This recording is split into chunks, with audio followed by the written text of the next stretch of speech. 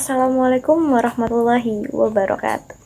Saya, Sabrina Safariawan dari kelas 11 IPS akan meresensasi film yang berjudul Kukira Kau Rumah. Film yang berjudul Kukira Kau Rumah tersebut sempat trending di kalangan-kalangan anak muda dan juga di sosial-sosial media seperti di TikTok, Instagram, dan lain-lain. Film tersebut menyoroti isu kesehatan mental yang menjadi sorotan remaja masa sekarang. Sutradara film ini adalah Umay Shahab dengan penulis skenario Moni Tiwa dan Imam Salimi. Mereka mengadaptasi lagu Amigdala yang berjudul Kukira Kau Rumah, sehingga membuat sinopsis film Kukira Kau Rumah semakin menarik untuk diulas. Pemeran utama di film Kukira Kau Rumah ini adalah Prilly Latuconsina sebagai Niskala dan Jordi Pranata sebagai Pram.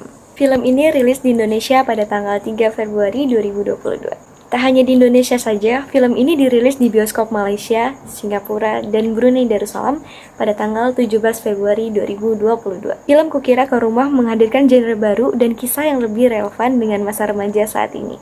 Film ini sebagai upaya menyadarkan pentingnya kesehatan mental. Berawal setelah Niskala jatuh dari atap rumah dan kepalanya terbentur. Setelah kejadian tersebut, sikap Niskala Widiatmika berubah dengan pergantian emosi secara drastis dan konstan. Saat remaja, ia terdiagnosa gangguan bipolar. Ini membuat ayahnya yang bernama Dedi terlalu protektif sehingga Niskala tidak bisa melanjutkan sekolah dan hanya bisa bergaul dengan Dinda dan Octavianus. Mereka merupakan teman-teman sejak kecilnya yang bisa dipercaya sama ayahnya. Namun, ketika ayahnya keluar untuk bekerja, Dinda dan Octavianus selalu mengajaknya ke kuliah dengan sepengetahuan ibunya yang bernama Mela.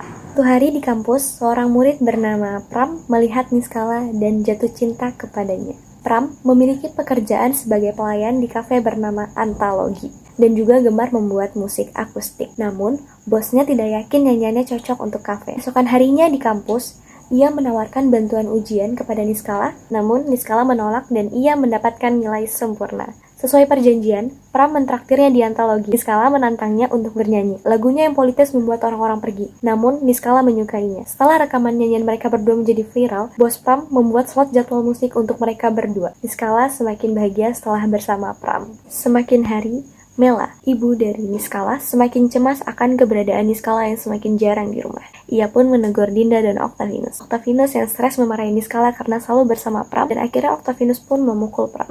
Amarah Niskala terpicu dan ia semakin depresi. Bersikeras bahwa hanya Pram yang mampu membuatnya bahagia. Akhirnya Pram menemui Niskala di rumahnya atas persetujuan Mela dan mengajaknya keluar. Kebahagiaannya pun kembali dan ia meminta maaf kepada Dinda dan Octavianus. Pram sempat kecewa karena cintanya terhadap Niskala bukan cinta yang sempurna yang ia impikan. Namun tetap bersyukur karena masih bisa bersamanya.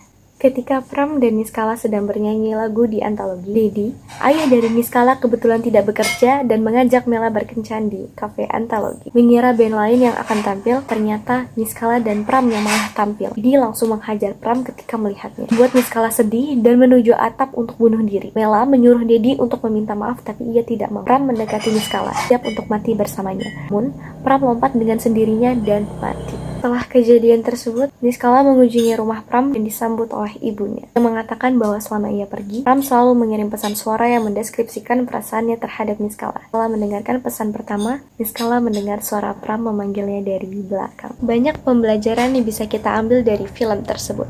Namun, dari banyaknya pendapat dari orang lain atau dari saya, film tersebut masih memiliki banyak kekurangan dan juga keunggulannya. Dengan hadirnya film Kukira Kau Rumah ini, masyarakat diharapkan bisa lebih sadar dan peduli lagi tentang masalah kesehatan mental yang cukup banyak terjadi di lingkungan sekitar. Sama seperti kesehatan fisik, kesehatan mental pun juga terkadang bisa mengalami gangguan. Sehingga penting bagi kita untuk selalu menjaga dan tidak menyepelekan kesehatan mental seseorang, baik itu diri sendiri maupun orang lain.